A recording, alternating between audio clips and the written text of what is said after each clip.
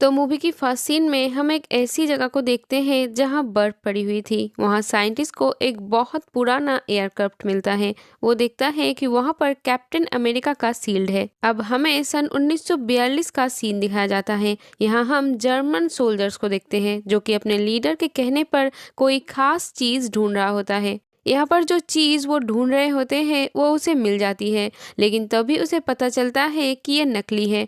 तो वो वहाँ के प्रीस्ट से पूछता है कि बताओ वो कहाँ पर है।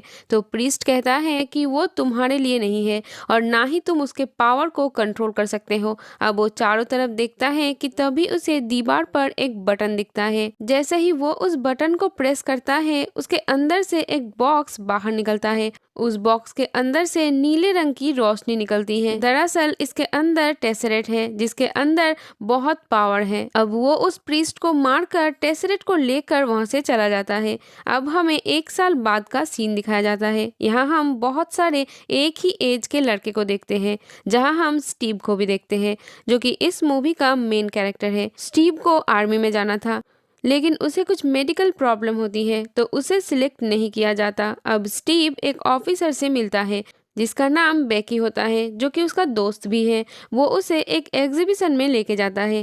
तभी स्टीव को वहां पर आर्मी में भर्ती होने की एक एडवर्टाइजमेंट दिखता है। तो स्टीव वहां पर चला जाता है। बेके उसे समझाता है कि तुम कई बार रिजेक्ट हो चुके हो, तुम्हें अब ऐसी कोशिश नहीं करनी चाहिए। लेकिन स्टीव कहता है मैं अपने देश के लिए कुछ करना चाहता हूँ। यहाँ हम इब्राहिम नाम के एक साइंटिस्ट को देखते हैं। वो स्टीव की सारी बातें सुनता है। अब स्टीव अंदर जाता है जहाँ पर उसका मेडिकल हो रहा होता है कि तभी वहाँ पर एक नर्स आती है। वो डॉक्टर को बताती है कि स्टीव ने कई बार आर्मी में ट्राई किया है, वो हमेशा मेडिकल में फेल हो जाता है। तो डॉक्टर वहां से चला जाता है। स्टीव को लगता है कि वो फिर से एक बार रिजेक्ट हो गया, पर तभी यहाँ पे इब्राहिम नाम की वो साइंटिस्ट आता है। वो स्टीव को कहता है कि मैं आर्मी के साइंस प्रोजेक्ट में काम करता हूँ।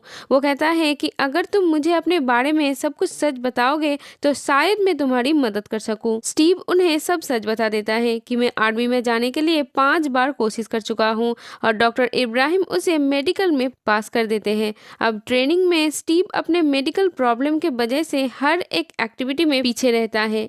एक बार सभी जवान रनिंग करते हुए बहुत दूर जाते हैं। यहाँ एक पोल पर झंडा होता है। यहाँ सबको बताया जाता है कि हम आधे रास्ते तक आ चुके हैं, जो इस झंडे को निकालेगा वो गाड़ी में वापस जा सकता है। लेकिन कोई भी झंडा नहीं निकाल पाता। लेकिन तभी स्टीव उस डंडे को ही गिरा देता है और झंडा निकालकर गाड़ी में बैठ जाता है।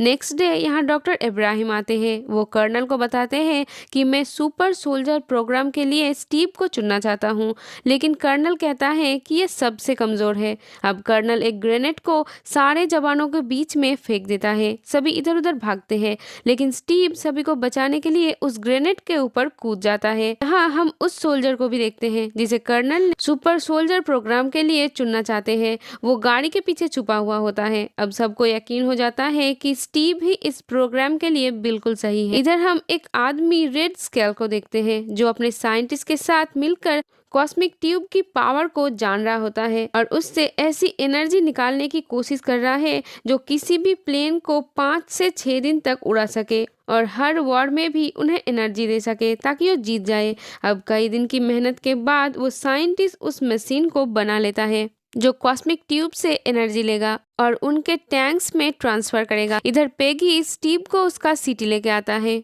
जहाँ पर डॉक्टर इब्राहिम है। यहाँ पर अब सुपर सोल्जर प्रोग्राम शुरू होने वाला है। अब स्टीव के बॉडी के अंदर सीरम को इंजेक्ट किया जाता है और उसे मशीन के अंदर डाला जाता है। धीरे धीरे परसेंटेज बढ़ाया जाता है। जब 70% तक पहुंच जाता है तो मशीन से चिंगारी निकलने लगता है। डॉक्टर इब्राहिम मशीन को बंद करने के लिए कहता है, लेकिन अंदर से स्टीव कहता है कि नहीं, बंद मत करो। अब मशीन को 100% तक ले जाया जाता है। कुछ देर बाद मशीन अपने आप ही बंद हो जाता है। जब मशीन को खोला जाता है तो हम देखते हैं कि स्टीव पूरी तरह से बदल गया था, मतलब इनका एक्सपेरिमेंट कामयाब हुआ।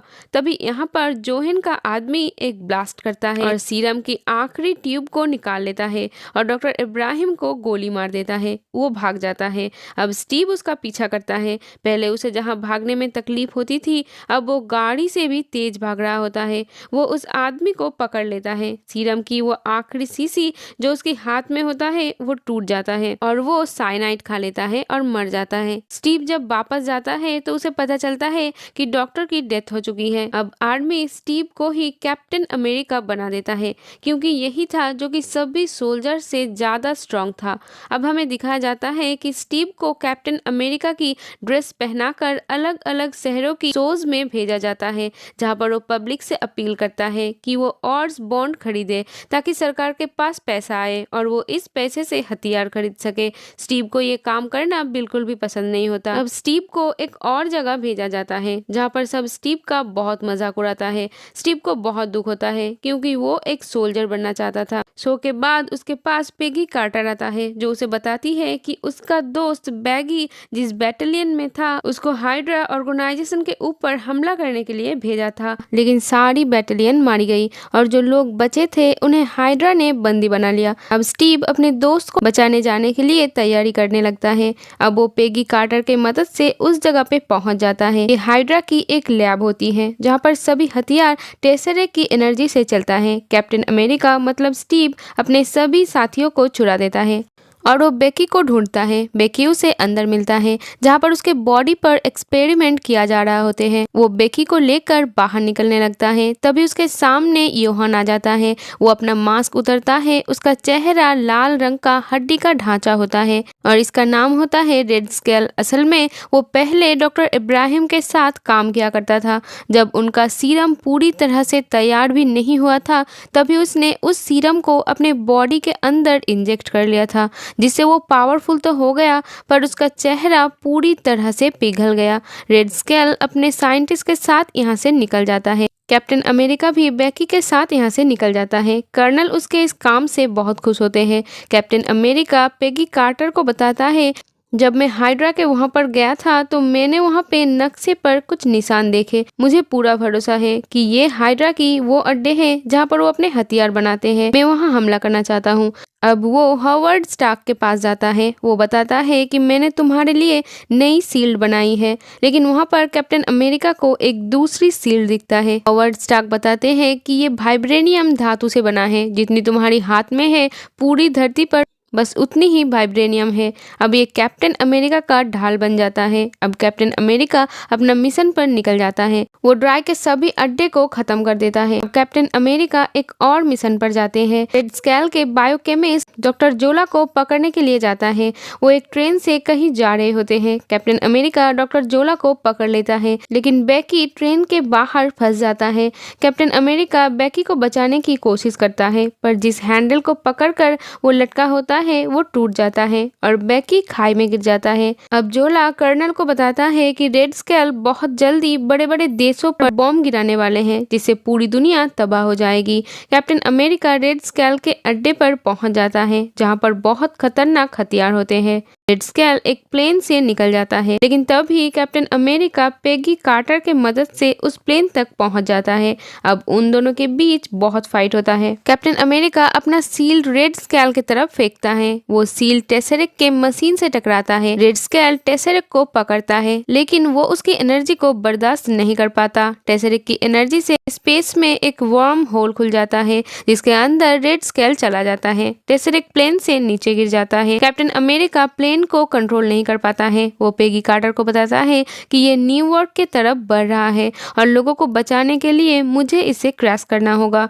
पेगी उसे ऐसा करने से मना करती है पर कैप्टन अमेरिका अपने देश के लोगों के जान बचाने के लिए अपनी कुर्बानी दे देता है। वो एटिक में उस प्लेन को क्रैश कर देता है और प्लेन बर्फ में समा जाती है। इधर हॉवर्ड स्टार्क को टेसरेक्ट मिल जाता है लेकिन कैप्टन अमेरिका का कुछ पता नहीं चलता। हमें कैप्टन अमेरिका को दिखाया जाता है जिसका आंख एक हॉस्पिटल में खुलता है। वो नर्स से पूछता है कि मैं कहाँ हूँ। वो कहती है कि तुम न्यूयॉर्क के एक हॉस्पिटल में हो। कैप्टन अमेरिका बाहर आके देखता है दुनिया पूरी तरह से बदल गया है। तभी वहाँ निक फ्यूरी आता है। वो उसे बताता है कि तुम्हारा क्राफ्ट आज से 70 साल पहले क्रैश हुआ था। 70 सालों तक तुम बर्फ के नीचे दबे हुए थे पर फिर भी तुम जिंदा हो। अब पोस्ट क्रेडिट सीन में हमें दिखाया जाता है निक फ्यूरी कैप्टन अमेरिका को बताता है कि मेरे पास तुम्हारे लिए एक खास मिशन है और इसी के साथ ये मूवी यहीं पर खत्म हो जाती है। Thank you for watching. Bye bye.